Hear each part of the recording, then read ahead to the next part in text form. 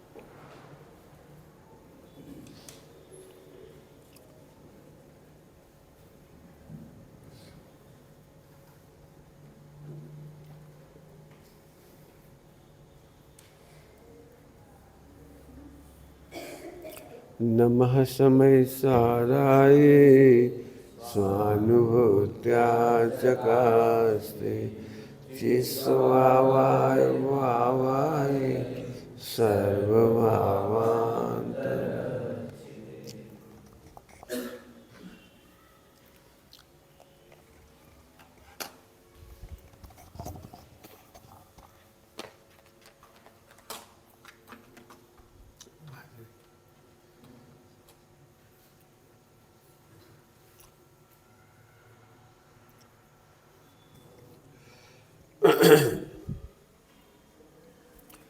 जिन वाणी में स्यादबाद है, सही सेट हो जाओ, खाली जगह में छोड़। अच्छा जी,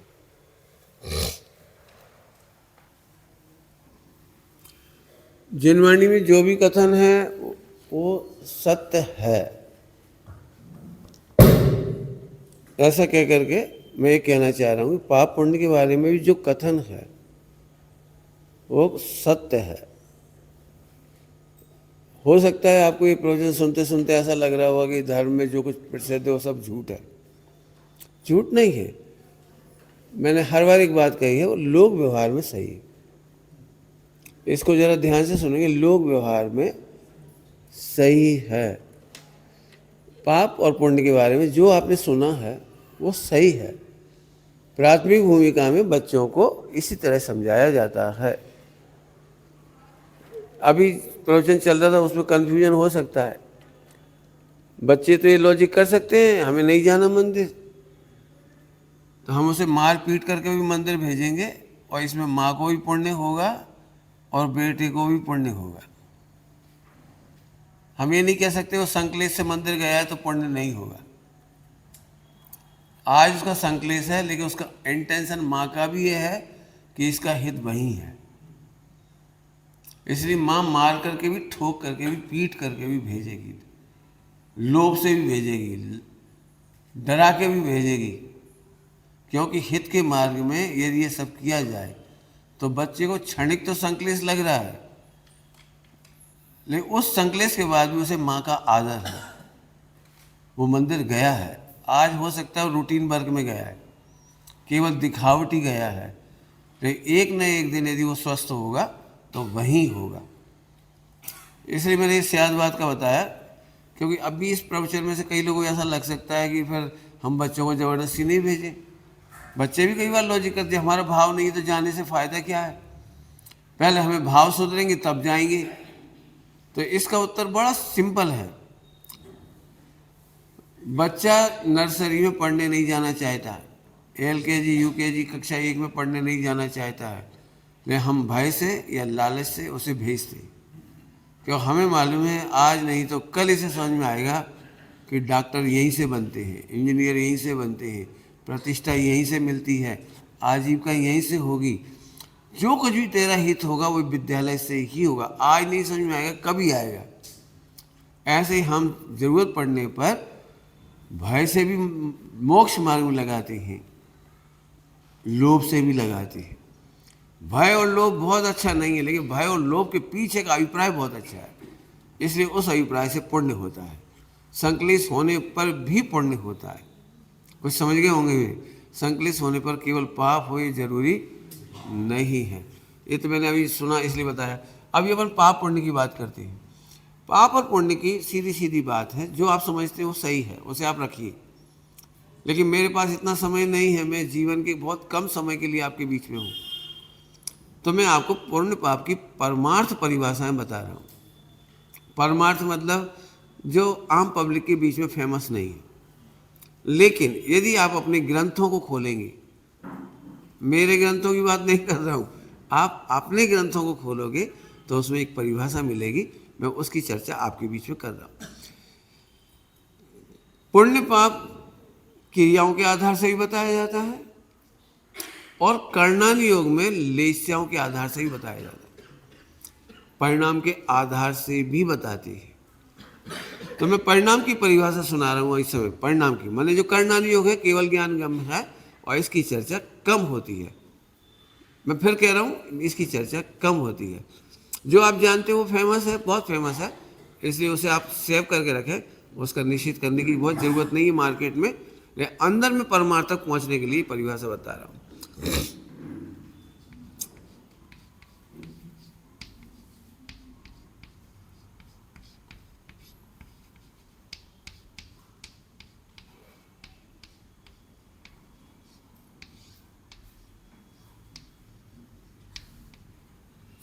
यह है परिभाषा।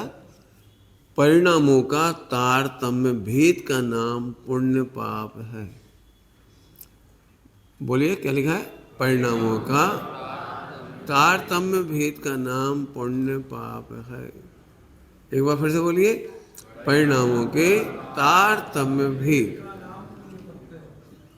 परिणाम आप समझते हैं, लगभग लगभग ये मान के चलता हूँ परिणाम आप समझते हैं, हालांकि मैं जानता हूँ कि नहीं समझते, फिर भी नहीं मान के चल रहे कि आप समझते हैं। अपने को ये समझना है तारतम्य भेद क्या है। तारतम्य भेद, तारतम्य भेद को समझाने के लिए एक सरल एग्जाम्पल है। 17, 18, 19 तीन फिगर लिए हमने, तीन प्रकार के परिणाम लिए। परिणामों का जो ग्राफ होता है वो अप एंड डाउन होता है, अप एंड डाउन। अपन इसको डाउन की तरफ ले जा रहे, अप की तरफ ले जा रहे हैं, या नीचे से समझ लो तो 17, 18, 19 लिखा है, तो ऊपर से नीचे से ऊपर की ओर जा रहे हैं, मतलब यूँ समझ लीजिए। यदि मैं यहाँ से लिखता तो अपन ग्राफ बना देते, ठीक है। 19, 18, 17 भी कह सकते हो, कोई दिक्कत नहीं। मतलब यदि एक नंबर का परिणाम 17 है तो दूसरे नंबर का परिणाम 18 है और तीसरे नंबर का परिणाम 19, ठीक है। अब ये हमारा मिडिल भाव है, मिडिल माने मध्यम भाव, ओके। बिल्कुल शांति समझना, बिल्कुल कोई कठिन नहीं। ये हमारा मध्यम भाव है 18, 17, 18, 19। तारतम्य माने क्रमिक भेद, तारतम्य अप एंड डाउन होता है, तो ये तारतम्य भेद कहलाता है 17, 18, 19। अब हम इसमें पुण्य पाप देखेंगे। पुण्य पाप 19 का परिणाम पुण्य का परिणाम है, तो 18 पाप है। गिरा हुआ परिणाम 18 है, 19 का परिणाम अच्छा है। पिछले परिणाम से अगला परिणाम अच्छा है, पिछले परिणाम से अगला परिणाम अच्छा है, तो पिछले परिणाम का नाम है पाप और अगला परिणाम अच्छा है, 19 कैटेगरी का है, अच्छे परिणामों में, तो ये पुण्य है।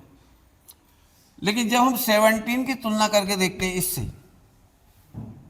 तो 17 पाप है और 18 पुण्य है।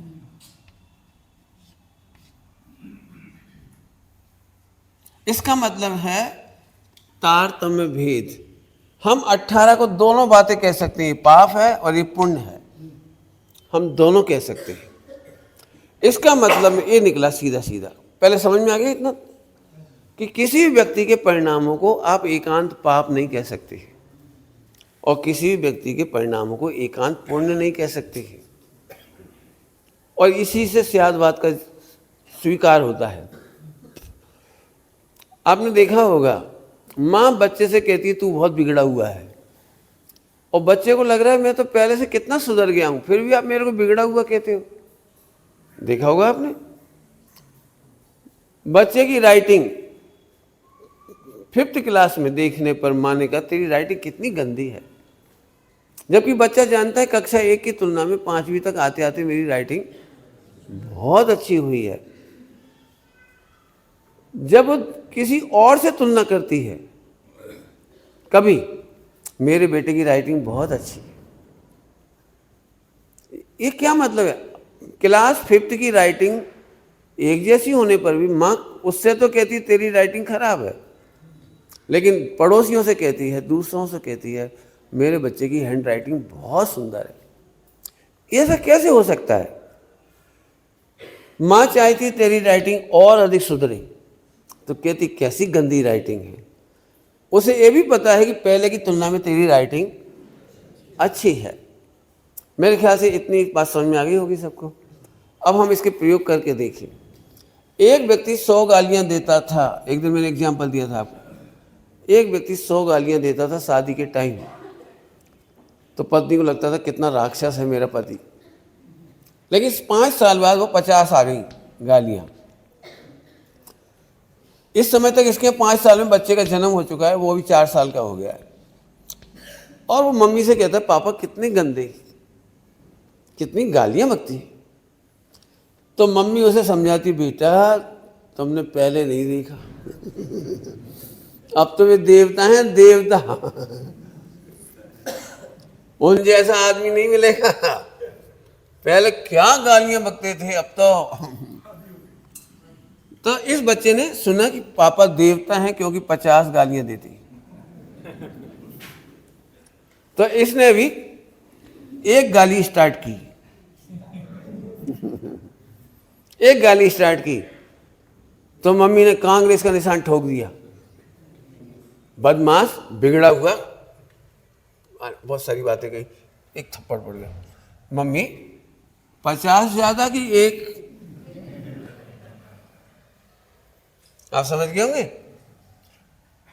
अभी मम्मी जानती है कि 100 की तुलना में 50 अच्छी है, लेकिन 50 है तो खराबी, और तूने एक स्टार्ट कर दी, ये तेरे लिए 100% गंदी है। पापा 50% सुधर गए उधर देख के कह रहे कि अच्छे हैं, 50% गालियां देख के अच्छे नहीं है वो। पॉइंट पकड़ में आ रहा है? 50% सुधरे हैं वो अच्छा है, और 50% गालियां वो गंदी बात है। अभी ये हमारे डे टू डे लाइफ की रोज की घटनाएं हैं। काश हम इस नियम को हर एक में लगा दें। यदि आपको सुखी होना हो, मैंने एक दिन बोला था आपको, यहां भी बोला हुआ मेरे जहां तक है, you are better than before. एक सास अपनी बहू की गलतियों पर मुस्कुरा के कहे you are better than before. एक बहू भी अपनी सासू को बोली mummy you are better than before. आप बच्चे को भी पढ़ाते समय कहें बेटे you are better than before but not enough. बढ़िया कर रहे हो आप, बहुत अच्छा प्रोग्रेस कर रहे हो, और एक दिन बहुत अच्छा करोगे तो बच्चे को बहुत अच्छा लगेगा। आपने देखा हो बच्चे को कई बार मम्मी पापा पसंद नहीं आते, क्योंकि वो कभी तारीफ ही नहीं करते।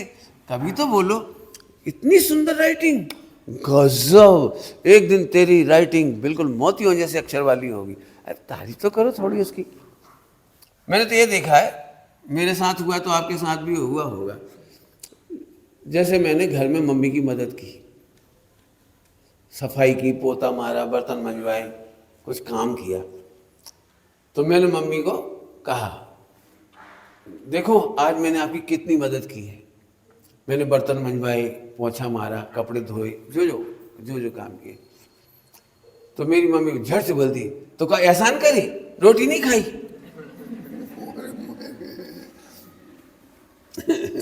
हम तो 24 घंटे करते, तुमने 1 घंटा कर दिया तो हमें दिखा रहे हो। आप कल्पना नहीं कर सकते मैंने मेरा कितना दिल टूटा होगा उस दिन। अरे कम से एक बार बोलते हाँ बेटे आप बहुत अच्छा कर रहे हो, इतना तो बोलो। लेकिन नहीं, यदि मैंने एक बार बहुत अच्छा काम किया, बहुत ही अच्छा काम किया, तो मैंने कहा मम्मी आज का काम कैसा हुआ? ज्यादा बातें मत मारो, 10 बार बिगाड़ चुके हो पहले। और एक गजब हो गया, अरे आज का तो अच्छा हुआ था ना। ये पेरेंटिंग की बड़ी प्रॉब्लम है, बहुत बड़ी प्रॉब्लम है।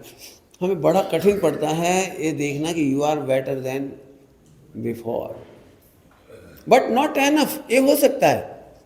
अब ये मैंने थोड़े से प्रयोग आपको सुनाए हैं पाप पुण्य के। आप चाहें तो मैं आगे इसके प्रयोग कर सकता हूँ बिल्कुल आराम से। जो व्यक्ति मंदिर नहीं आता था तो हम उसे प्रेरणा करते आप मंदिर आइए। जब वो मंदिर आने लगता है तो हम उसकी प्रशंसा करते हैं। सब लोग बहुत धर्मात्मा है, बहुत धर्मात्मा है, पूजा करते हैं, स्वाध्याय करते हैं, दान देते हैं, आदि आदि। मंदिर में बड़ी भैया वृत्ति करते हैं, जिनवाणी की आगम की बड़ी सेवा करते हैं।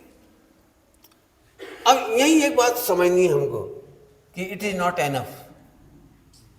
और यहाँ एक गड़बड़ हो जाती है, हम समझते हैं आई एम दी बेस्ट धर्मात्मा, आई एम सुपीरियर धर्मात्मा। यही गड़बड़ हो गई। आपको पता है आप इतने सुधर गए हो, लेकिन आचार्य अगले स्टेप पर आपको क्या कहेंगे? मंदिर जाने से काम नहीं चलता है, पूजा पाठ क्रिया कांड है, व्रत उपवास क्रिया कांड है, जब जाने आत्मा का अनुभव करो। अब कुछ लोग इसका उल्टा समझ जाते हैं, तो ठीक है जब मंदिर जाने से कुछ नहीं होता तो हम दुकान जा रहे हैं जब जिन दर्शन से फायदा नहीं होता तो हम दूर दर्शन करेंगे क्या आप हमारी तारीफ तो करते ही नहीं हो कभी? चलो वो अणुव्रति भी हो गया, सम्यक दृष्टि हो गया, तो सम्यक दृष्टि पहले तारीफ मिलेगी। मैंने कहा था ना एक को ही हम पाप भी कह सकते हो और पुण्य भी। सम्यक दृष्टि होने पर उसकी बड़ी प्रशंसा होगी, लेकिन थोड़ी देर बाद ही कहेंगे। टोडरमल जी की शैली है, पढ़ेंगे यदि आप मोक्ष में प्रकाश है। इतना किया तो शाबाश, परंतु दो बातें कह दी, इतना किया तो शाबाश, परंतु अब वो सम्यक दृष्टि हो गए संतुष्ट है तो आगे बढ़ने की बात करेंगे। फिर अणुव्रत लेके खुश होते हैं तो अणुव्रत में अणुव्रतों से काम नहीं चलेगा। अभी कर्जा बहुत बाकी है, 1 करोड़ का कर्जा लिया, 1 रुपया चुकाया आपने, तो वो खुश हो रहा था चलो मैंने चुकाने का ईमानदारी का भाव किया है और 1 रुपया चुका रहा हूँ, इतना तो अच्छा है ना, बात तो सही है, लेकिन 1 करोड़ बाकी है। ऐसे अभी महाव्रत बाकी हैं। महाव्रत के बाद कहते हैं कि तेरे स्वरूप में स्थिरता बाकी है। तो ये हमारे कहलाता है पुण्य पाप। हम मुनि भगवंतों को भी अब डरना नहीं, हम पाप कह सकते हैं। क्यों? उठने के लिए, आगे बढ़ने के लिए। ध्यान रखना, यदि आपको जिनवाणी में या कोई प्रवचनकार आपके मंदिर पूजा पाठ व्रत उपवास को जड़ की क्रिया कह दे, हतोत्साहित करता हुआ दिखाई दे, तो नीचे नहीं गिरना, ऊंचा चढ़ना, ऊंचा चढ़ना, नीचे नहीं गिरना है हमको। हमारे गुरुजी एक बहुत प्रशंसा करते हैं, मैंने एक अच्छा दृष्टांत देते हैं, बढ़िया। प्रशंसा बच्चों के लिए दी जाती है, आप सदा बच्चे बने रहना नहीं। क्या कहेगा जल्दी से? प्रशंसा कौन को चाहिए पड़ती है? बच्चों को। आप बच्चे रहेंगे या प्रौढ़ बनेंगे? बच्चे को कदम कदम पे तालीम मिलती है। उस दिन भी तालीम मिलती है जब बच्चा पहली बार स्लेट लेकर के और एक पेन से या बत्ती से लेके ऐसे ऐसे करता है, 1 घंटे तक उसका बड़ा भैया पढ़ता है और वो भी पढ़ता है। तो मम्मी उसको तो देती है 1 मिला गए, क्यों? अल्फाबेट नहीं लिख पा रहे, और इसको कहते बाहर आ जा बेटा, देखो कितनी पढ़ने की लगन है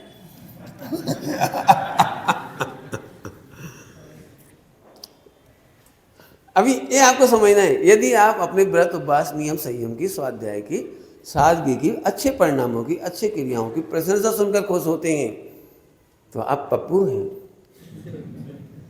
और यदि आपको लगता है मेरे को आगे बढ़ना है, मुझे बताइए ना ये गलतियां कैसे दूर हो, मुझे बताइए पूजा में मेरा अहोभाव कैसे बढ़े, आत्म वेदन कैसे बढ़े, मैं प्रभु की भक्ति में कैसे खो जाऊं, और फिर अंतिम स्टेप अब ऐसी पूजा बताओ कि मैं अपने आप में खो जाऊं, मुझे प्रभु की भी याद ना आए।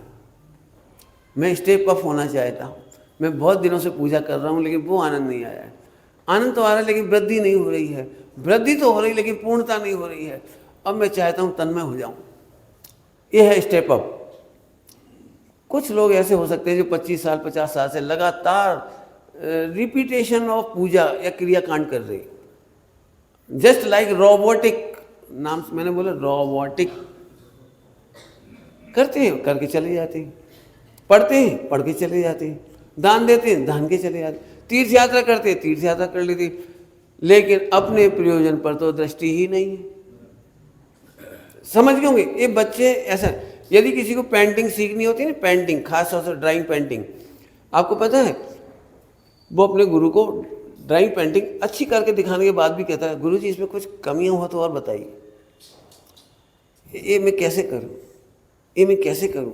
मैंने वो चाहता है कि मैं अप होऊं, वो दी बेस्ट का प्रयास करता है। I am better than before but not the best, I want to try the best. समझ गए होंगे सभी लोग। तो ये है पुण्य पाप की परिभाषा। ओके, एक परिभाषा पूरी हुई, अब दूसरी परिभाषा बता रहा हूं, ये थोड़ी खतरनाक है। खतरनाक बोल के इसलिए बोलता हूं कि आपको नींद नहीं आएगी।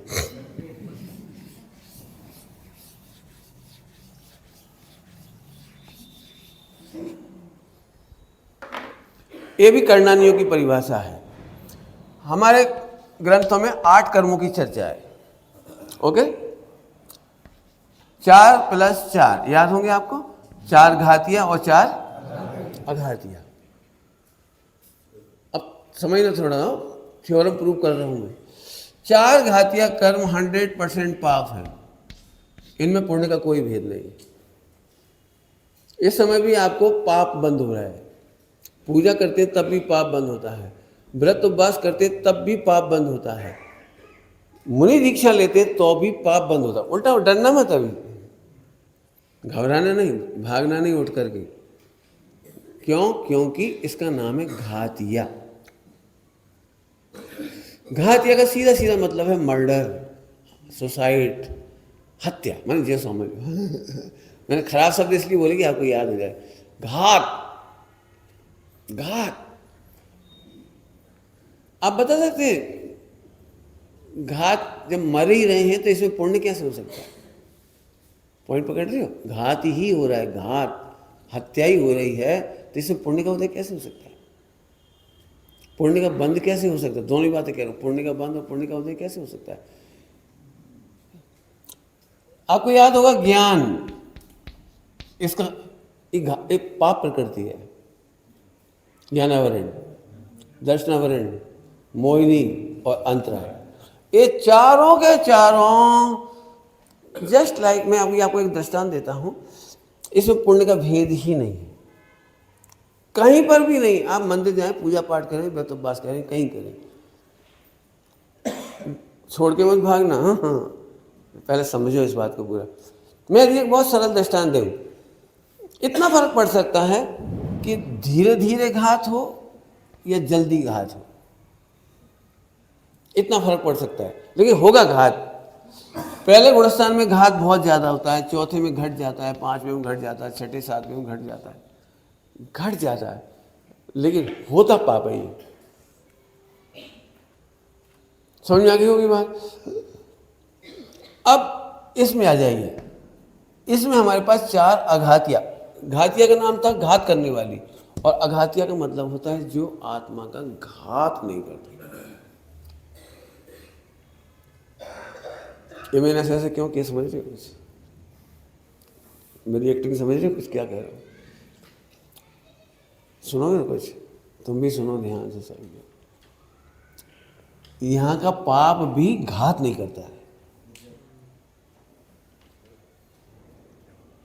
क्या कहा, कुछ समझ में आया कुछ?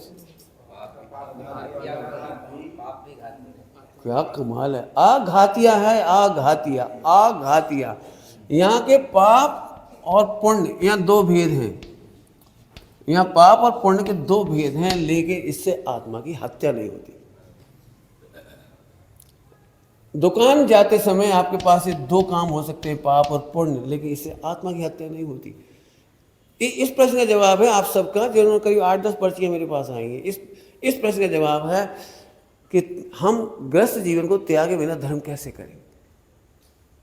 हम अपनी घर गृहस्थी में, व्यापार धंधे में, हमारे कर्तव्यों में, दायित्वों में, माता पिता की सेवा में, समाधि में जॉइंट फैमिली में हम पजल्ड हो रहे हैं, हमारे पास समय नहीं है पढ़ने का, हमारे पास समय नहीं है सुनने का, हमारे पास समय नहीं है और एक्टिविटीज़ करने का, तो हम धर्म कैसे करें? इसका ये जवाब है कि यहाँ पर यदि पाप भी होता है या पुण्य भी होता है, उससे तुम्हारा घात नहीं होता है। पॉइंट पकड़ में आ रहा है? कुछ इस शैली में पढ़ने को नहीं मिला होगा आपको, लेकिन साफ साफ लिखा ना, अघातिया, घात नहीं करता है। जैसे अब अपन चार के नाम देखेंगे, साता और असाता बेदनी, साता और असाता बेदनी के भेद है। ओके, बहुत फेमस है। सबसे ज्यादा रोल यदि आपको दिखाई देता है तो साता असाता का दिखाई देता है। नामकरण की 93 प्रकृतियां, उनमें भी बहुत कुछ दिखाई देगा। मैं एक एक को गिन के दिखा सकता हूं, आप चाहे तो होमवर्क करना। सभी लोग जो थोड़ा सा चार अघातिया को जानते हो उनको होमवर्क करना चाहिए। कितना कमाल है। एक अपयस नाम की नामकरण प्रकृति है, अपयस, और यश नामकरण की एक प्रकृति है। नाम तो सबसे ज्यादा मुकाबला हमारा इसी से होता है। यश अपयस से सबसे ज्यादा मुकाबला होता है, लेकिन ये दोनों ही अघातियां हैं। ये हमारे ज्ञान का घात नहीं करती, दर्शन का घात नहीं करती, चारिस का घात नहीं करती, सुख का घात नहीं करती। इसका मतलब नाचो। हम रो रो करके झगड़ा, इसका जिस समय हम रोते हैं ना अपयस को सुन करके, निंदा को सुनकर, उस समय हम घातीय कर्मों में प्रबल हत्या करते हैं, प्रबल आत्महत्या करते हैं। अपयस ने हत्या नहीं की थी, अपयस के नाम पर रोने से आत्महत्या यहां हो गई। क्या बिगाड़ा अपयस ने? मेरे हाथ में हीरा है, हीरा, और लोग इसे कांच कह रहे हैं। मेरे आनंद की हत्या कहाँ की इसने? लेकिन जब इस हीरे को मैं दूसरों पे कांच कहने से गुस्से में आके फेंक देता हूं, अब तुम्हारी हत्या हुई। आपको समझ में आ गया? बहुत बड़ा गणित के। अरे कहने दो ना दुनिया क्या कह रही है। यदि मैं सही हूं तो दुनिया के सारा मेरा विरोध करे तो करो, बुराइयां करो तो करो। अब मैं दूसरी बात कहता हूं, यहां आपकी हत्या चल रही है और यहां आपका यश चल रहा है, हमें क्या फायदा हुआ? आपको पता है यश पाने के लिए आप निरंतर आत्महत्या कर रहे हैं। फिर से बोल रहा हूँ, आप कहो तो 1 घंटे नहीं 100 घंटे उपदेश दे सकता हूँ इस पर। आप होमवर्क करना, आप लोग होमवर्क करना बेटी, कहाँ गए सब लोग? इसको होमवर्क करना। यदि जरा यश पाने के लिए मिल जाए तो हम उसके लिए कुछ भी करने तैयार। मर मर करके कर्जा लेकर बेटी की शादी कर देंगे, कर्जा लेकर बेटे की शादी कर देंगे। एक ही तो बेटा है, एक ही तो बेटा है। गार्डन में शादी होएगी, 10 लाख के वो फटाके चलेंगे, सुन के दंग रह गए। एक एक फटाका 1,000 रुपये का, चाइना का, वो जो ऊपर जाता है फिर 10-50 बार फूटता है। 1000 का, 800 का, 900 का। कर्जा लेके आदमी, कर्जा लेकर अपने बच्चे को पढ़ा के अमेरिका भेजता है। क्यों? लोगों को दिखाने के लिए बड़ी पिकनिक पार्टी, शादी की बड़ी पार्टी दे देता है, 50 आइटम बनाता है, 25 तरह के आइटम बनाता है, ऐसे करता है, ऐसे करता है। क्यों? नहीं, मैंने बंबई से मंगवाए, बुलवाए वो सर्व करने वाले बेटा है। क्यों? थोड़ा नहीं कह रहा हूँ, बहुत कह रहा हूँ। 2-3 एग्जाम्पल सरल दिए, मैं हजारों एग्जाम्पल दे सकता हूँ। यदि मंदिर में मैं और भगवान अकेले हैं तो मेरी पूजा अच्छी नहीं होती है, लेकिन जैसे कोई आता है तो उनके सामने मैं राग से गाने लगता हूँ। क्यों? भगवान तो बेवकूफ हैं।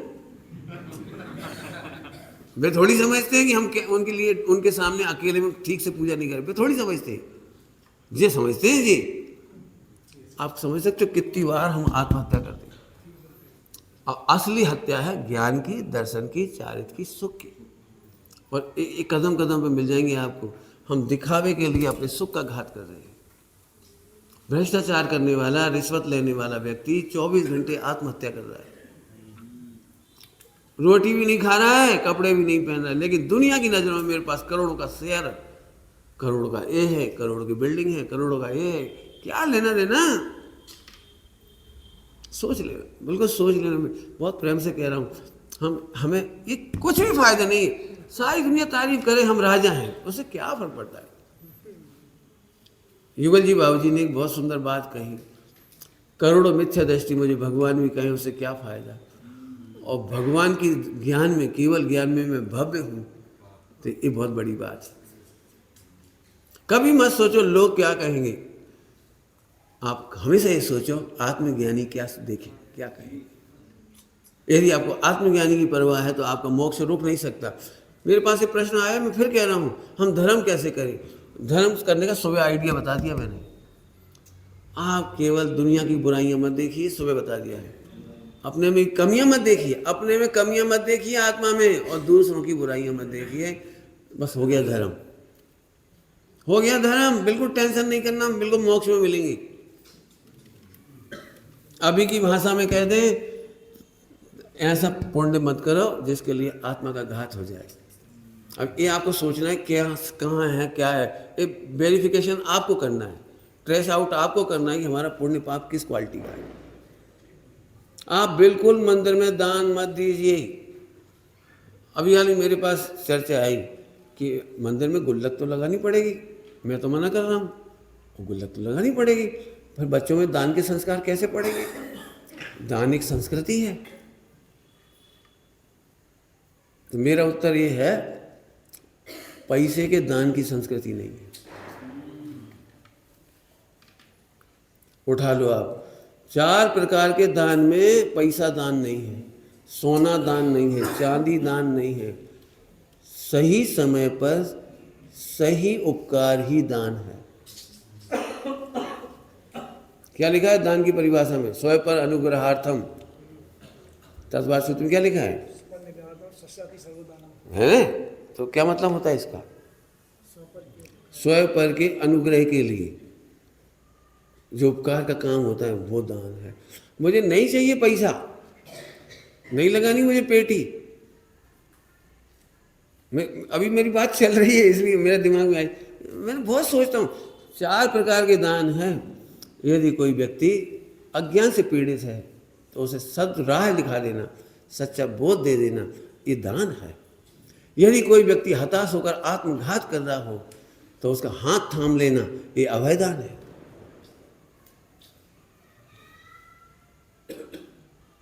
लगाओ, करो अभयदान, करो अभयदान। किसी को पीड़ित मत होने दो, दुखी मत होने दो।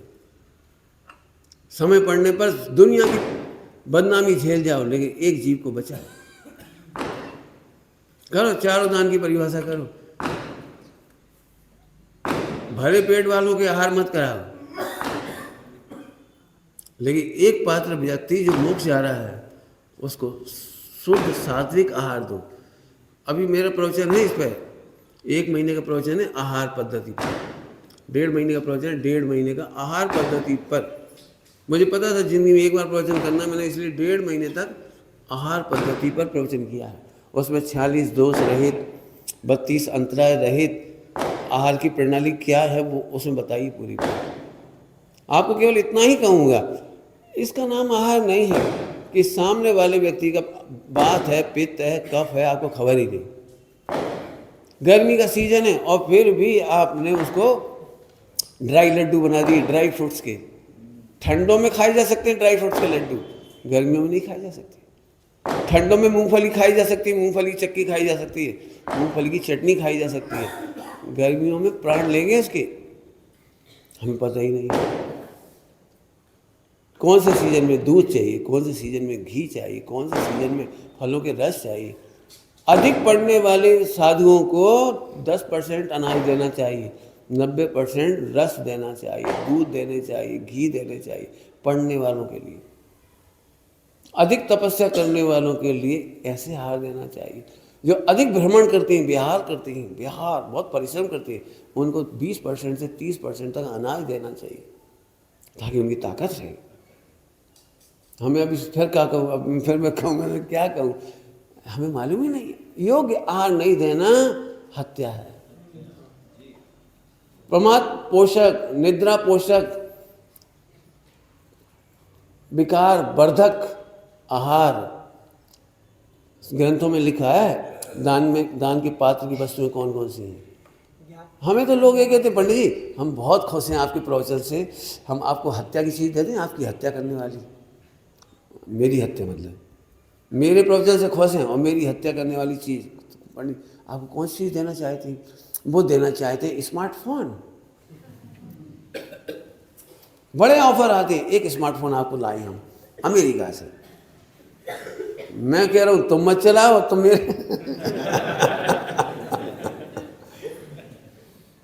हम आपके लिए, और आजकल इतने इलेक्ट्रिक आइटम आ गए, हम आपको ये देना चाह रहे हैं। हम तुम्हें निर्ग्रंथ बनने की शिक्षा दे रहे हैं, तुम हमें सग्रंथ कर रहे हो। अतः ही पता नहीं विचारो, कभी नहीं देना। साधना के विरुद्ध कोई सामग्री नहीं देना। ज्ञान ध्यान तपोरकता वाली सामग्री दी जाती है। अभी बहुत सारी बातें, तो अब आपको लग रहा है हम दान दे रहे हैं, हमें लग रहा है तुम हत्या कर रहे हो। मैं चूँकि फेमस हूँ ना, तो मेरे पास बहुत ऑफर आते हैं। हम आपके लिए सोने का पेन लाए अमेरिका से। मैंने शक्ल तक नहीं देखी उसकी, मैंने इसलिए नहीं देखी कि मेरे इन भाइयों की हत्या हो जाएगी। ये सब लोग सम्यक दर्शन नहीं करेंगे, एनी हाउ प्रवचनकार बनेंगे मेरी तरह, और ये भावना भाएंगे कव धन्य सुअवसर पाऊं जब अमेरिका का सेठ से सोने का पेन पाऊं। क्या लेना देना सोने के पेन से, लिखना ना पढ़ना, रखे रखे हाय लगेगी इसमें। तो थोड़ा कहा बहुत समझना। अब आप समझेंगे बेटे पुण्य पाप का नाम क्या है। जिनवाणी की एक एक परिभाषा कितनी काम की है। यदि यहाँ पाप भी होता भी है अशाता वेद नहीं, तो बीमार शरीर होगा लेकिन आत्मा का घात नहीं होगा, उस समय केवल ज्ञान होगा। यहाँ यदि बीमारियाँ हैं तो वहाँ केवल ज्ञान है। हम क्या कर रहे हैं, हम बीमार ना हो, भले फिर हम मिथ्या दृष्टि बने रहे। कुछ जल्दी कह गया मैं, क्या कह गए, बीमार ना हो भले मिथ्या से बना रहे। हमें केवल ज्ञान नहीं होता चलेगा, बस बीवी बच्चे ना रूठे। अरे रूठने दो ना बीवी बच्चे को, सॉरी रूठने दो ना। यदि मैं आत्मकल्याण करने में सावधान हूं तो मैं किसी को राजी करने के लिए नहीं जन्मा। फिर से बोल रहा हूं, मैं किसी को राजी करने के लिए नहीं जन्मा। आत्मकल्याण में यदि माता पिता नाराज होते तो होने दो। एक भी तीर्थंकर अपने माता पिता को मनाकर मुक्ति में नहीं गए। जल्दी बोल गया, क्या कह रहा हूं? एक भी तीर्थंकर अपने माता पिता को प्रसन्न करके मोक्ष में नहीं गए। 96 रानियां, क्या 96 रानियां सब मान गई होंगी, एनओसी दे दी होगी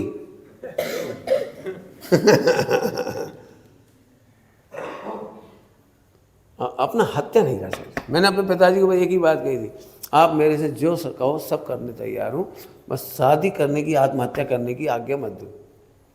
बस ये नहीं करूँगा, आत्महत्या मानता हूँ मैं इसे। सीधी बात है। आप बोलो क्या आपको पैसा चाहिए, पैसा चाहिए, सेवा देंगे। इन सब भाइयों के माता पिताओं को भी यही प्रॉमिस है मेरा कि अभी आपका एक बेटा समाधि करा था, अब हम सब मिलकर आपकी समाधि कराएंगे, लेकिन आपको इसका विवेक रखना पड़ेगा। यदि आपके पास ज्ञान दर्शन चारित्र्यों को वीर्य इससे घृणा है और यहाँ आप करोड़ों के दान देते हैं, तो समुद्र बराबर पाप हो रहा है इधर, और एक बूंद घी की डाल रहे हो आप। जल्दी जल्दी बोल गया, क्या कहा मैंने? समुद्र बराबर विष और एक बूंद घी, क्या होगा वो बता सकते हो? सोच सकते हो क्या होगा? क्या होगा? सोचो आप क्या होगा। बहुत सिंपल एग्जांपल दिया आपको। और बताओ कौन कौन से नाम बता। सुभग नाम कर्म है, सुस्वर नाम कर्म का उदय है, आदे नाम कर्म का उदय है। इससे आत्मा को क्या मिला? यदि काली कलूटी देह थी और केवल ज्ञान हुआ, तो काली कलूटी देह से आत्मा में क्या लॉस हुआ? दरिद्र थे, गरीब थे, उसे क्या फर्क पड़ा इधर?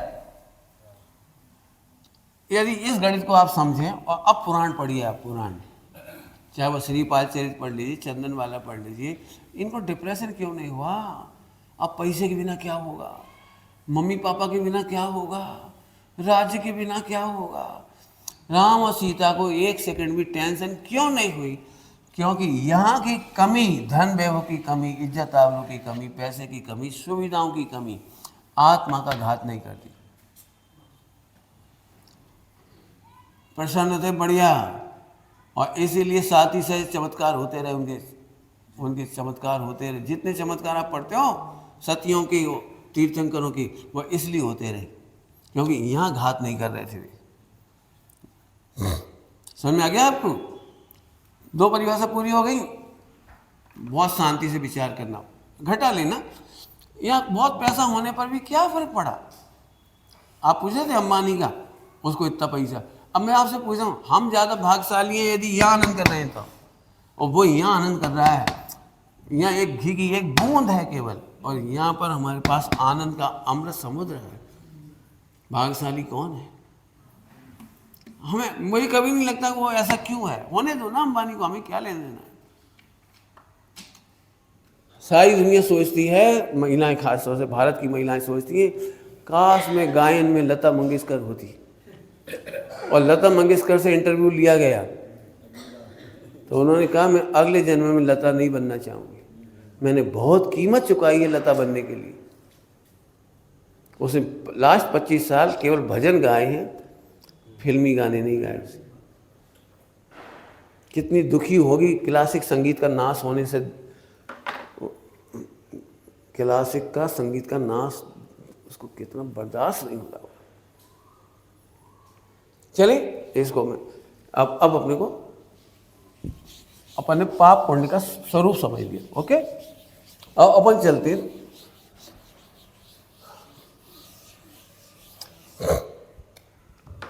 अपने पास समय है 13 मिनट, ठीक है। तो अब अपन देखते हैं उदय पाप।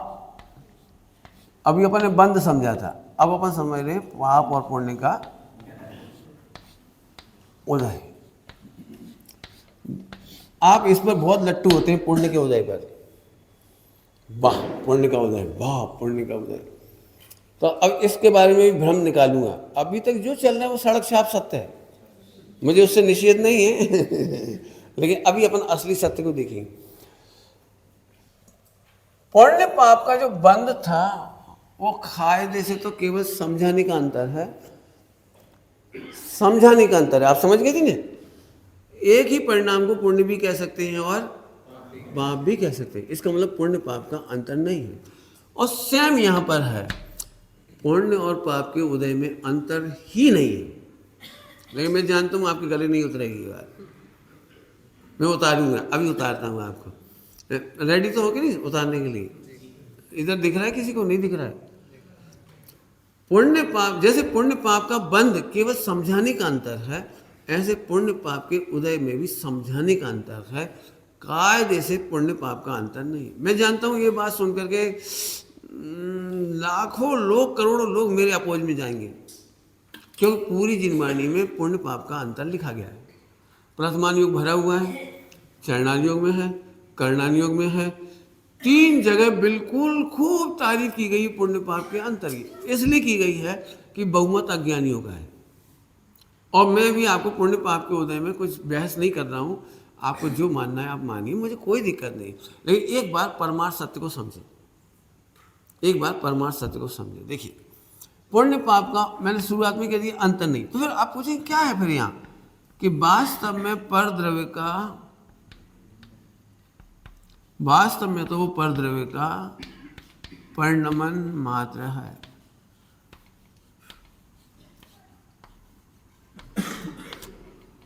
पर द्रव्य का परिणमन मात्र, मैंने लिख इसलिए दिया कि आपको हाईलाइट हो जाए, याद रहेगा। क्या बोला मैंने? वो पर द्रव्य का परिणमन मात्र है। एक एग्जांपल देता हूं बहुत सरल।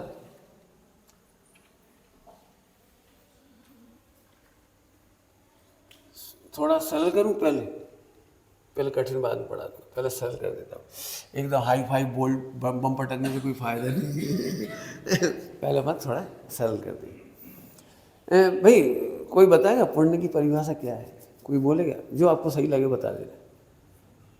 मैं एक परिभाषा बोल रहा हूँ, यदि आप सहमत हो तो हाथ उठा देना, असहमत हो तो ऐसे मना कर देना, ठीक है? इच्छा के अनुसार सामग्री का पाना पुण्य का उदय है। सभी रेडी है इस पे? सभी रेडी है? सभी रेडी है? ठीक है।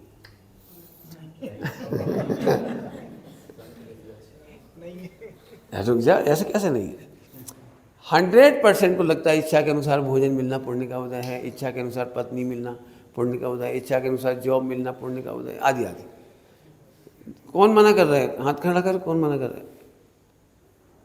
झूठ बोल रहे बेटे, लगता अंदर है कि नहीं?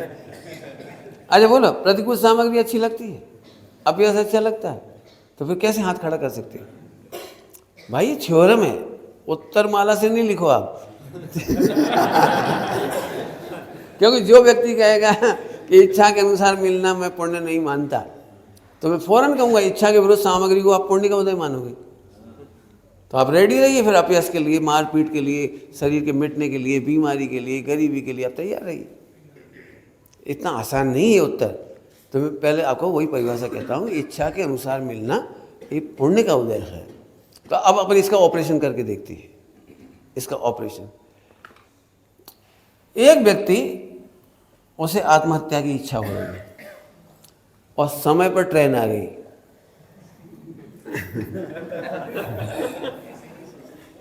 तो आपको क्या लगता है वो पुण्य का उदय आप कहेंगे कि नहीं कहेंगे? उसकी इच्छा भी थी मरने की और समय पे वंदे भारत आ गई। दूसरा एग्जाम्पल, आत्महत्या करने की इच्छा थी और जहर मिल गया, लेकिन वो नकली था।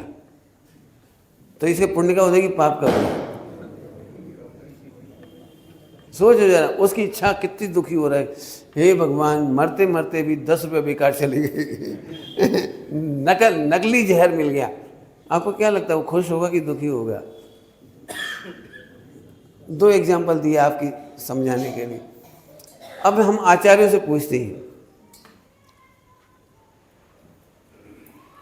जैसे अज्ञानी जहर खान करके पुण्य का उदय मानता है, ऐसे ही अज्ञानी 5 इंद्रिय के विषय भोगों में सुख मान करके जहर में सुख मान रहा है। इंद्रिय के भोग मधुर विष श्रम, पूरे ग्रंथों में लिखा है इंद्रिय के भोग मधुर विष, इंद्रजाल है,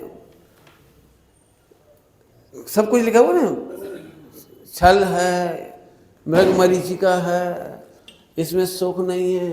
लेकिन अज्ञानी को तो लगता है ना अच्छी जॉब, अच्छी पत्नी, अच्छे बच्चे, आदि आदि। जैसे किसी व्यक्ति को आत्महत्या की इच्छा हुई, जहर मिल गया, वो मर गया वो, तो आप उसे पुण्य का उदय नहीं मानते। ऐसे ही ज्ञानी अज्ञानियों को मिलने वाली सुविधाओं को पुण्य का उदय नहीं मानते। क्या बोला हमने? ज्ञानी अज्ञानियों के पुण्य के उदय को पुण्य का उदय नहीं मानते। एक लॉजिक पूरा हुआ। अभी दूसरा लॉजिक ग्रंथों से, यदि इच्छाओं की पूर्ति का नाम धर्म होता तो इच्छा निरोध की चर्चा क्यों करते?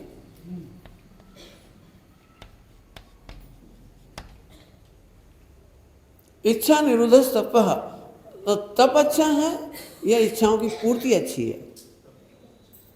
अब सोचो, आप इच्छा निरोध की पूजा करते हैं या इच्छा पूर्ण की? अब सोचो। अब यही एक मुझे गलती बतानी, थोड़ी सी, नाराज नहीं होना मेरे से, हो जाओ तो अच्छी बात है, कोई दिक्कत नहीं। मुझे सारी जैन समाज से कहना है, हमने अजैनों की देखा देखी हमारे मंदिरों में हमारे भगवान के सामने बोर्ड क्यों लगाया? इच्छा पूर्ण पारसनाथ, मनसा पूर्ण पारसनाथ, कोई नाम रखा दो, महावीर रख दो, कुछ रख दो, फला रख दो। ये हमारे आगम के विरुद्ध है। हमारे भगवान इच्छा पूर्ण नहीं करते हैं, अनंत काल के लिए इच्छाओं का अभाव करते हैं। सारे जगत के देवी देवता कहते हैं, करते तो वे भी नहीं है, इच्छा पूरी तुम्हारी। विश्व में कोई देवी देवता नहीं है किसी की इच्छा पूरी कर दे। और कर दे तो मैं तैयार हूँ, मैं बिल्कुल, तुम कहो कि कौन मेरी इच्छा पूरी करेगा, आई एम रेडी। प्रूव करना पड़ेगी, कोई नहीं करता पूरा। लेकिन मान लो उनके देवताओं की मूर्ति ऐसी है, ये इच्छा पूर्ण की मूर्ति है, हमारे भगवान की मूर्ति ऐसी नहीं है। हमारे भगवान की मूर्ति ऐसी है, इच्छा पूर्ण नहीं है। ठीक, तो इच्छा निरोधन तपा। यदि अब इसका मतलब ये निकला कि इच्छा के अनुसार, मन के अनुसार सामग्री का मिलना पुण्य का उदय नहीं है। सबने लिखा तो है, लिखा है, मुझे ही पता है, लिखा है पुण्य के उदय से धन वैभव मिला, सतियों को ऐसा ऐसा सहयोग मिला, सुविधाएं मिली, ईश्वर के देवता आए, और पुण्य के उदय में आए ना, यही तो लिखा है। राजा के यहाँ जन्मा, बहुत पुण्य के उदय से लक्ष्मी बहुत थी, लिखा है, बिल्कुल लिखा है। आइए उसे सिद्ध करते हैं अपन। पुण्य के उदय की सामग्री भोगों में लगाते हैं तो पुण्य की सामग्री पाप की सामग्री है, और जब पुण्य के उदय की सामग्री आत्म कल्याण में लगाते हैं तो वो पुण्य के उदय की सामग्री कहलाती है। दो बातें बोली, कौन कौन से? पुण्य के उदय की सामग्री कब कहलाती है और पाप के उदय की सामग्री कब कहलाती है। यदि वो आत्महित में लगता है, निवृत्ति लेता है, कमाने में अपनी जिंदगी खराब नहीं करता, दुनिया को राजी करने के लिए नहीं करता। आपने देखना जितने सम्यक दृष्टि हुए हैं उन्होंने पुण्य के उदय की सामग्री अहंकार के नहीं पूरी नहीं की।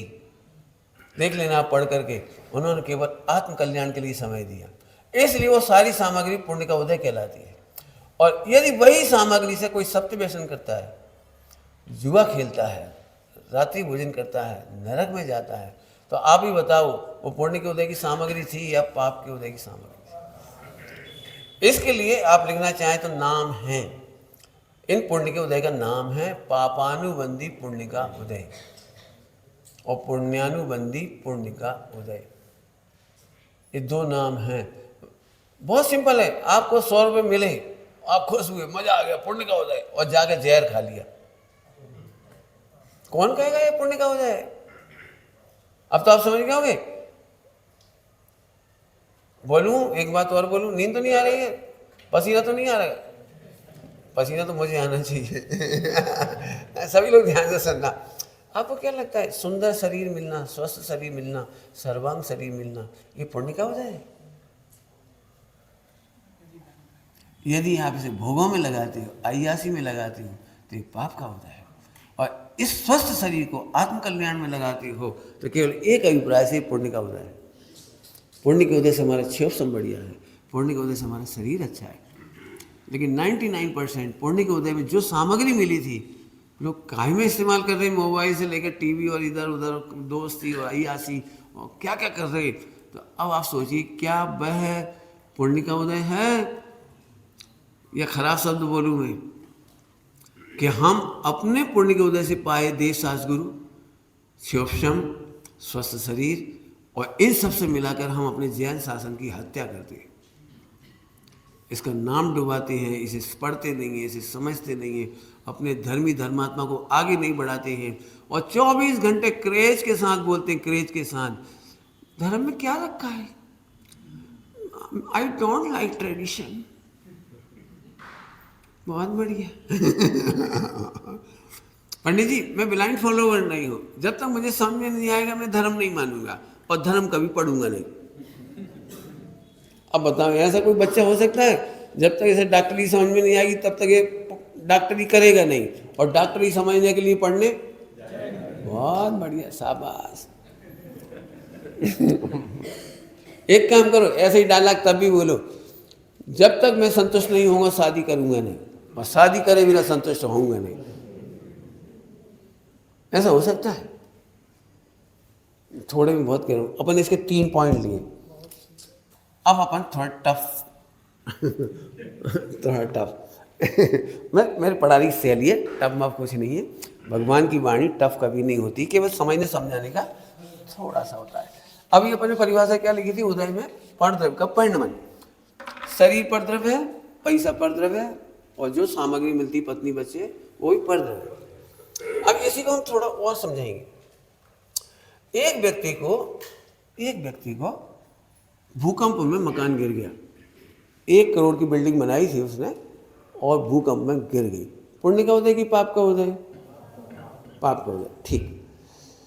बाद में सारी समाज ने उनको सहयोग किया कि घबराओ नहीं, आप फिर से मकान बनाओ, हम लोग हेल्प करेंगे। नींव खुदवाते समय 100 करोड़ का खजाना निकला। अभी आप बताइए कि ये मकान गिरना क्या था?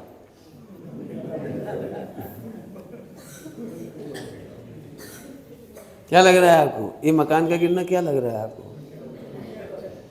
इसका मतलब ये निकला कि मकान का गिरना पुण्य पाप का उदय नहीं है, वो तो मकान का परिणमन हुआ था, वहां तो एक पुद्गल का परिणमन मात्र था। लेकिन आपके अकॉर्डिंग होता है तो आप पुण्य का उदय कहते हो, और आपके अकॉर्डिंग नहीं होता है तो पाप का उदय। और ये क्षण क्षण में रूप बदलता है, क्षण क्षण में रूप बदलता है। भयंकर गर्मी लग रही थी, पानी बरसा, आप हो थैंक्स गॉड। और सर्दी हो गई, अरे यार पानी भी कहाँ से बरस गया। किसी को यही ठंडी हवा लगने पर लकवा हो जाए, यही ठंडी हवा लगने पर कुछ बीमारी हो जाए, इतनी खराब है। कार्तिक की हवा में जाना ही नहीं चाहिए। तो कार्तिक की हवा से पशुओं को तो कुछ नहीं हुआ, पक्षियों को तो कुछ नहीं हुआ, गरीबों को कुछ नहीं हुआ।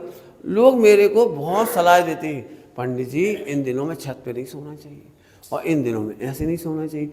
मैंने कहा भैया भिखारी तो रोज ही सो रहे, भिखारी 12 महीने कहाँ सोते, खुले हम, पशु पक्षी सारे खुले हम। और इतना सा उसकी मम्मी बिल्कुल नहीं डराती अपने पिल्ले को, वो चूहा अपने इतने से बच्चे को नहीं डराती, बेटा ठंडा है बाहर मत निकलना। बिल्ली नहीं डराती अपने बच्चे को, बेटा पपी मामा जाना। केवल एक आदमी प्राणी है खराब।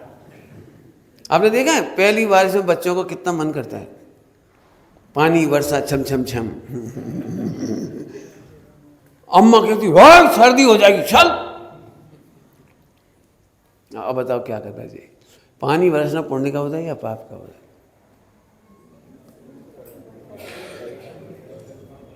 अब तो समझ में आ गया हो ना।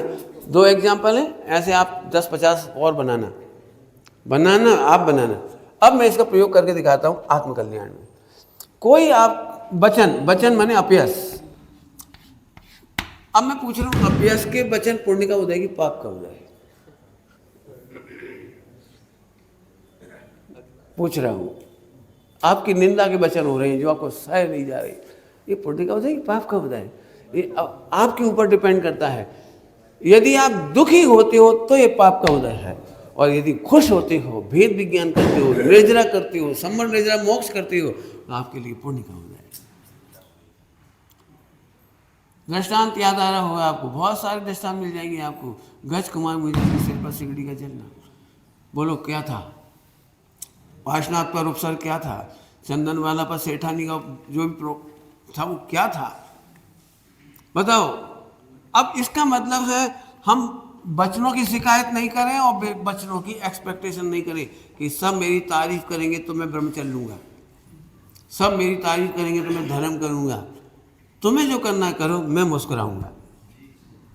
बस अब आपको नहीं मालूम अनंत जन्मों के कर्म पाप फटाफट डिलीट होती है।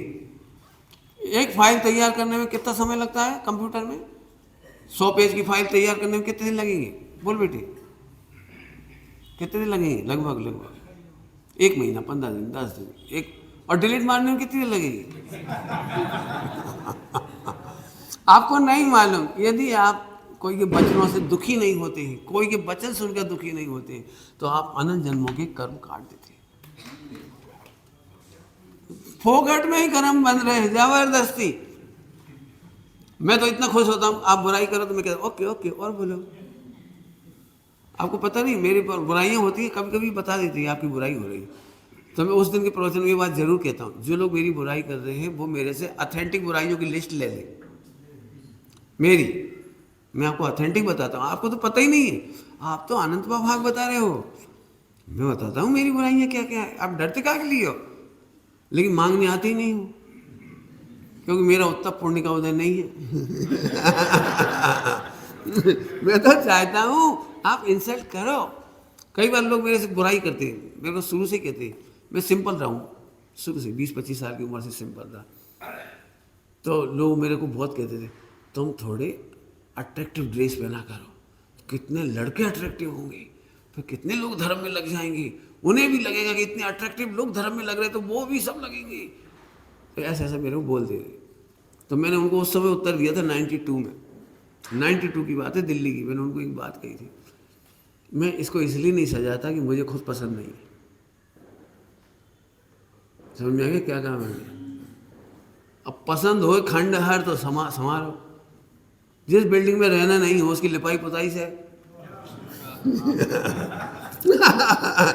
जिस बिल्डिंग में रहना ही नहीं है उसकी क्या मरम्मत करें, क्या रोज की रोज दाढ़ी मूछे बनाते रहो क्लीन से, और फिर एक गागल लगाओ और एक काय के लिए जरूरत है? सरल आपको मालूम नहीं है, हमें आत्मा प्रिय है, जिनको शरीर में रहना प्रिय हो और अनंत जन्मों तक शरीर में रहना हो, बेई से सजाए। छोटी सी बात लगती है लेकिन आपको नहीं मालूम इस छोटी सी बात में हमने अनंत जन्मों के कर्म काट दिए। हमें क्या फर्क पड़ा, फ्री फोकट। लोगों को बहुत लग रहा है धर्म कठिन है, कठिन है, कठिन। कहाँ है धर्म कठिन? केवल इस शरीर का श्रृंगार नहीं करो, इसमें रति मत करो, और जितना करना पड़े उतनी मजबूरन दुनिया की नजरों के लिए सिंपल। इसके बाद आपके अनंत जन्मों के अनंत शरीर के कर्म कट गए। आपको मैं डिलीट करने वाले प्रोग्राम बता सकता हूँ, इतने हैं, इतने ईजी हैं, इसकी याद नहीं। लेकिन हम सुखी नहीं होना चाह रहे, दिक्कत है। मैंने 3-4 दिन पहले एक बात कही थी, हमसे सुख पचता नहीं है, हमसे सुख सहा ही नहीं जाता, हम क्या करें? और जिनने नहीं सुना उस दिन का प्रवचन सुन लेना, हमसे सुख सहा नहीं जाता, और इसीलिए हम दुखी होने के लिए जरा फ्री हुए मोबाइल, जरा में टीवी। 1 मिनट चेयर नहीं पड़ती, 1 मिनट शांति से बैठ सकता है कोई? बोलो, 1-8 घंटा मोक्ष की तरह सोफा सेट पे बैठ जाना, कोई बात नहीं, एसी में बैठ जाना, चलो। और बोलो, खा पी के बैठ जाना, 1 घंटा बैठना शांति से, बस खा पी लिया, स्वस्थ हो, मजे से बैठो केवल, बस। नहीं बैठ सकते। यदि हाथ में रिमोट होगा, रिलैक्स है, कौन कह रहा है रिलैक्स है? तो ऐसे रिलैक्स किसको कहते पता है? जब एक ही चीज को लगातार देखो। बताओ, यदि हाथ में रिमोट है तो कितने चैनल घूम जाती है यार, और ये उसका सॉन्ग निकल गया यार, उसका डांस निकल गया। लोग 3-3, 4-4 पिक्चर एक साथ देखते हैं।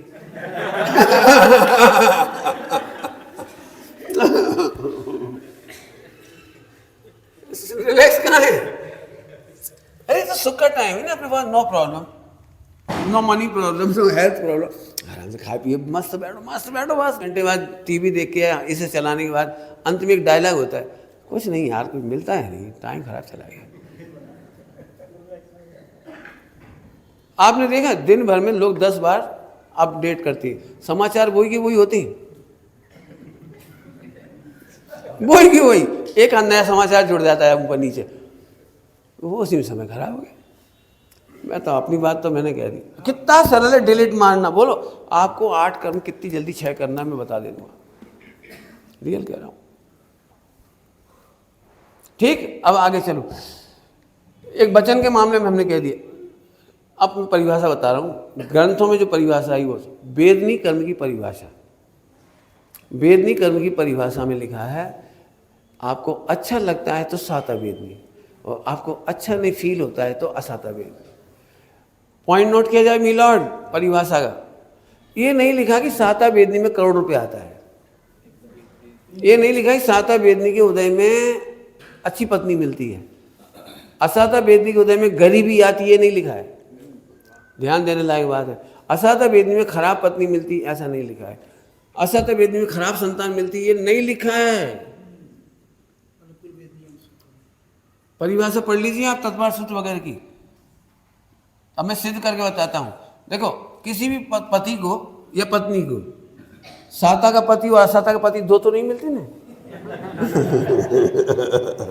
भाई, एक साता वाली पत्नी, एक असाता वाली पत्नी।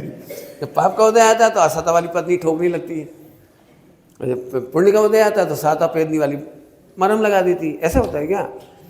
तो आपने देखा होगा, एक भी पदार्थ ऐसा नहीं है जो कंटिन्यू आपको अच्छा लगे। एक भी पदार्थ बता दीजिए मुझे, एक भी पदार्थ, एक भी पदार्थ, एक भी पिक्चर, एक भी मैच, एक भी आइटम, कोई भी दुनिया का बता दीजिए जो कंटिन्यू अच्छा लगे। जो पदार्थ थोड़ी देर पहले अच्छा लगता था, थोड़ी देर बाद वही बुरा लगता है। जो थोड़ा बुरा लग रहा था वही अच्छा लगने लगता है। इसको मैं बहुत घटा के समझा सकता हूँ, लेकिन ओह घड़ी में तो ज़्यादा ही टाइम हो गया, मैंने देखा ही नहीं। बिल्कुल आप सोचना शांति से, जो थोड़ी देर पहले अच्छा लग रहा था, कई लोग ऐसे हैं शादी के बाद बहुत पछताते हैं कैसी पत्नी मिली, क्योंकि वो धर्मात्मा है, रात्रि में भोजन नहीं बनाती है, मार्केट में नाचती नहीं है, होटल में नहीं जाती है, डांस बार में नहीं जाती है, कुछ नहीं खाती है, बिल्कुल सती सावित्री चौथे काल की। अब वो बहुत परेशान है बेचारा, ले दे के बहुत परेशान। 5 साल बाद उसके सारे दोस्तों का तलाक हो गया और सबके घर लुट गए, बच्चे परेशान हैं और आदमी हैरान है। हर एक मित्र उसका बीवियों के चैटिंग से परेशान है और क्या क्या करते रहते वो उससे परेशान है। तब 5 साल बाद बोला, आई एम गुड लकी। मेरे मम्मी पापा का आशीर्वाद है।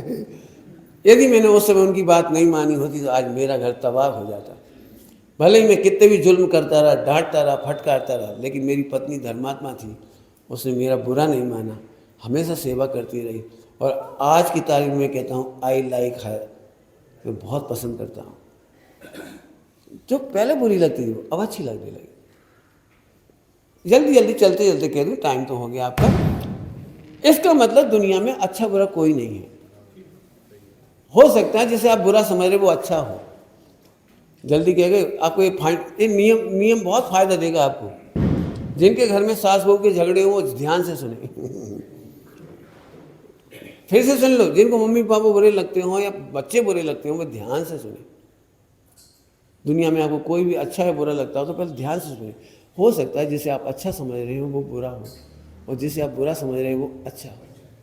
बहुत सिंपल एग्जाम्पल, सड़क पर या ट्रेन में कोई व्यक्ति आपसे बहुत अच्छी बातें कर रहा है, बहुत डाइल्यूट हो रहा है, इतनी पोलाइटली बात कर रहा है आपसे कि आपको ऐसा लगा इतना अच्छा तो कोई बोलते ही नहीं हमसे। लड़कियां प्राय इससे ठगा जाती है।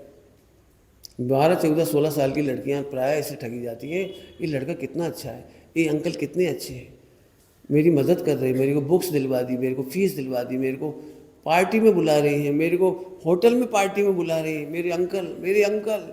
हो सकता है जो अच्छे लग रहे हैं वो खराब हो। और जो कई बार हमें माता पिता खराब लगते हैं, हमें धार्मिक बंधन बुरे लगते हैं।